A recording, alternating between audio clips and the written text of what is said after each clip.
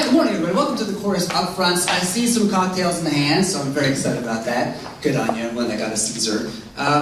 It is going to be an exciting morning. We do have an incredible lineup of guests previewing some of the great shows we're going to be having here this season on all of our Corus networks. But before we get to that, I want to introduce another very special guest. Ladies and gentlemen, the Executive Vice President of Broadcast Networks for Corus, Mr. Troy Reed. Everybody always applauds the idea of bringing out an executive. Thank you so much, everybody, for being here this morning. This is an incredibly exciting day for us here at Corus for our annual Upfront. On a day that I think we're really positioning ourselves as a very different kind of media company. We often talk about what's been happening with traditional broadcasting, where those linear audiences have been going. But make no mistake, Global last fall was up 17% year over year in its audiences, and we're seeing that kind of new traction on so many of our big Corus brands. And the reason is because we're redefining what television means. It's about putting video into all kinds of different spaces, whether it's through our app, through our online sites, or through the new distribution deals that we're doing with partners like Amazon that we just announced this morning. I wanted to introduce a couple of other executives who are in the room because we're going to talk about the incredible programming that we acquired this year when we went down to LA, and our programming team is headed by Daniel Eves, who's right there in the yellow top on and we have 40 new Canadian programs that we've commissioned this year that we're working with producers right across the country, and Lisa Godfrey heads up our original programming team here. So if you got a TV show you want to pitch about lawnmower racing or something, Lisa's the one you want to talk to. We are so thrilled to have you all here today to unveil our new slate of programs for the fall and into the winter. And with that, fantastic treats put together by one of our all-star chefs from Food Network Canada, Mark McEwen. So we're hoping that you're digging into those as much as possible. And without further ado, why don't we get going and show you everything that's on the Corus slate for this fall.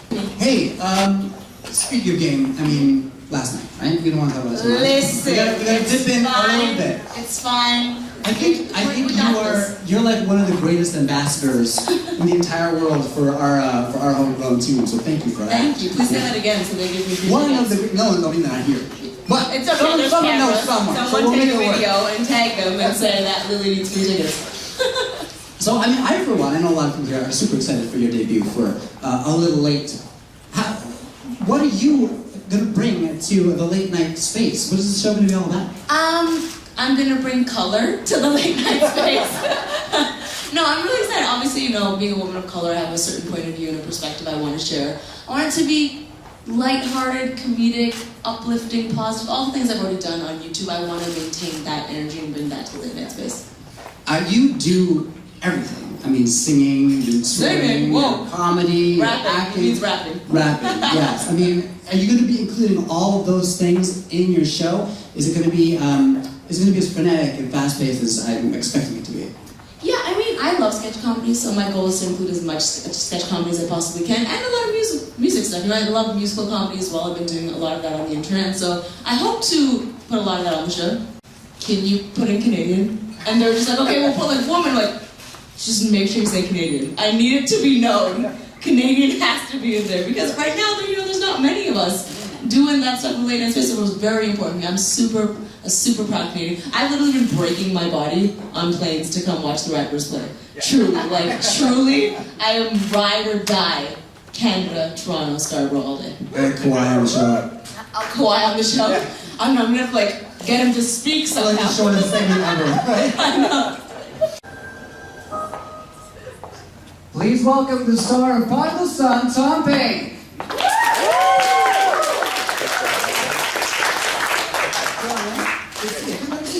That was an exciting show. So, father-son bonding, am I right? Yeah, intense father-son bonding. Weird father-son bonding. So tell us all about Prodigal Son. We have an idea of what the premise is, but better from you. So my character, Malcolm Bright, his father was arrested and sent to jail when he was about 10 years old. Turned out to have killed quite a lot of people. My character ends up, he has a relationship with his father at the beginning there, but then he decides to leave and he goes to work with the FBI as a criminal profiler, and he does that for a while. And at the beginning of the show, the story, he ends up coming back to New York to reconnect with his family. Not least of all, Michael Sheen is just a fantastic actor who I admire greatly, and the opportunity to play those scenes with him and just spend time with him on the set was not to be missed. And to shoot in New York, I mean, I've been working as an actor for about 15 years now, and just to stand in the middle of Manhattan shooting a scene was pretty cool. And then, yeah, the subject matter is a lot to take on, and I enjoy. You know, we all have relationships with our parents. As we get older, we're like, oh, I wonder, you know, what Dad would have been in this situation, Mum would have been in this situation, and which traits we share. Obviously, that's very different when your father has killed a lot of people, and you're wondering, like, wow, what traits do I share? And yeah, it's scary, I think. How was it working with Mr. Sheen? Tell me he wasn't in character the entire time, because he looked super creepy. No, actually, Michael's an actor in the same vein as I am. That he doesn't like stay completely, you know, for the whole thing, which is nice, because that would be a very, very strange relationship. And you'd have to shoot for like 8 months in that, and that would really freak me out. No, he's great. I mean, it's really nice to work with actors who you trust and admire and know that are going to turn up and deliver the goods, because all it does is just make you better as well. And Michael's been very well known in England for a long time as just a wonderful actor, an electrifying presence, and just like you know, he has Good Omens coming out now, and he was just on The Good Wife, The Good Wife or The Good Fight, and now he's on our show, and every one of those characters is completely different, and I was just super excited to work with him and have those scenes, because there's a lot of stuff going on in the story, and then you have these very intense scenes with just me and him in his cell, which was super exciting to play. And I know when we did it for the pilot, the crew were really excited about those days. First of all, because they don't have to deal with all sorts of stuff, but secondly, just to have that absolute focus and have us trading off is lots of fun. He's got a killer serial killer smile. It's wild. Oh my god, he does this in the pilot. He does this smile. He's like stirring his tea, and it's like the most innocuous smile, but it's just creepy as hell. It's great. Marcel. Oh, and P.S. As they make their entrance, you should know that it's Ari's birthday today. Yes, my birthday. Happy birthday. So we got the pieces here. Your selection of cupcakes. Oh, well, I gotta take a pink one. Thank you. Aw, so sweet. It's so beautiful here, so that's incredible. So coming up, we've got a space for photos for you guys. I want to get a picture of you guys for sure. So please. Oh, we'll take it. We're going in. With the cupcakes. With the cupcakes. Right here, middle. Okay. Birthday girl in the middle. Oh, I should be. Well done. Now, I introduced you as, you know, the star of MacGyver. It's a verb as well. Have you ever MacGyvered anything yourself? I've lost the super tag and piece of MacGyver season 3 keychains and put it back on there. That was a pretty boring answer. I know I got to put it somewhere, but yeah. Well, life imitating you. I appreciate it. All right, come on through. Let's get the photos, man.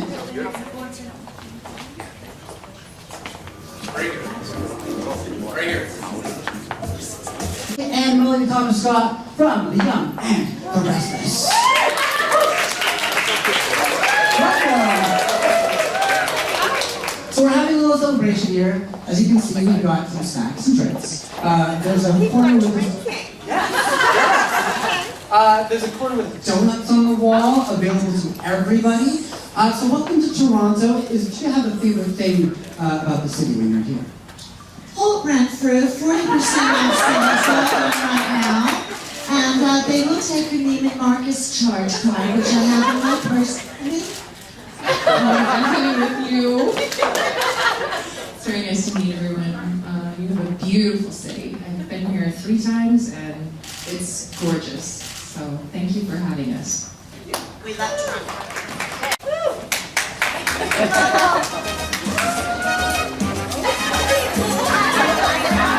Can we get that on the wall first? Sure. Oh, yes.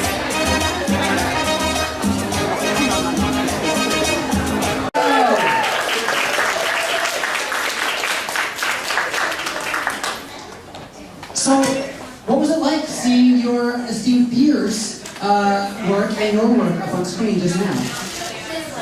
It's like air to me. It's not what I breathe. Like I see myself on TV or some film of myself on TV, I just wouldn't exist. So. That still kills you for today.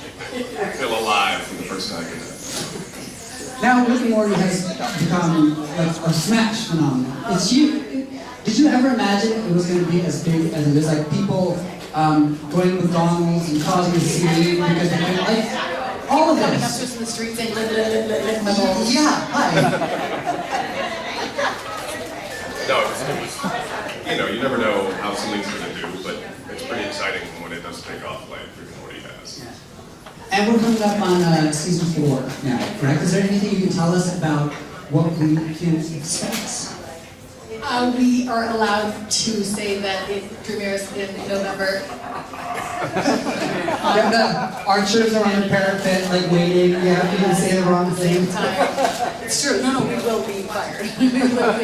We got like one talking to, and then a second talking to, and then an email, and then a phone call, and so. You got electroshock treatments just to make, this is what it's going to be like, except 10 times worse if you still in the Oh wow, well, you're on Right Network then. Yeah. When you encounter fans industry, and you did the Lick My Balls thing, which is great, thank you for doing that. What do people actually come up to you and say the most? For all the roles that you have done. When is the next season? Yeah, it's a big question. Yeah. When's it coming back? Well, you answered that question for us. Thank you so much for coming. Sonja and Dorinda! Pleasure to meet you. Here's Sonja Morgan. Hi guys. They don't just walk into a room, right? You can't just walk into a room. Sauntering. There's so many of them on this new show. It's like Invasion of the Body Snatchers. It's like, wait a minute, you're Canadian too? Oh, and you, oh, there's a lot of Canadians on the show. By episode 3, Patty's gonna be Canadian. So can you tell us all about Carol's second act, and why is this important and special for you? So this is my third sitcom of note, and being a woman of a certain age, I was looking for something that kind of reflects my life now too. You know, Raymond, my kids were little, the same age as Deborah Barone's, and then on the middle, I was a mom of teens from the Midwest, which is my background, and also my kids were teens at that time. I have 4 sons. And so my kids are now out of the house, and I was looking for that thing of like, what does a woman do in her 50s when her kids are gone, maybe Carol's husband is gone, and what Carol does is like step out and takes a chance and becomes a doctor, which is what she's always wanted to do. And what's great about it is she's the oldest intern amongst people like Sabrina, Jean-Luc, Bilodeau, Ito Agare, and Lucas Neff, who are all much younger, much hipper, but not as wise as Carol. So it's a nice combination, and they're all going to learn from each other. Very nice. Now, we were just reminiscing about Video on Trial, right? How does it feel to be back in Toronto? It feels amazing. I'm staying in a gorgeous hotel. And yeah, I mean, it's great to return, just like riding Patty's coattails. I was just saying, like, I'm flying in the front of the plane for the first time and just, making eye contact as people walk to the back, being like, believe in yourself, it can happen. Yeah, I love Toronto, and my wife and I have a little one and a half year old baby, and my parents live in Toronto, so yesterday they didn't know we were flying in, and so we surprised them, and that was really sweet and available on Instagram. Such a heartwarming story.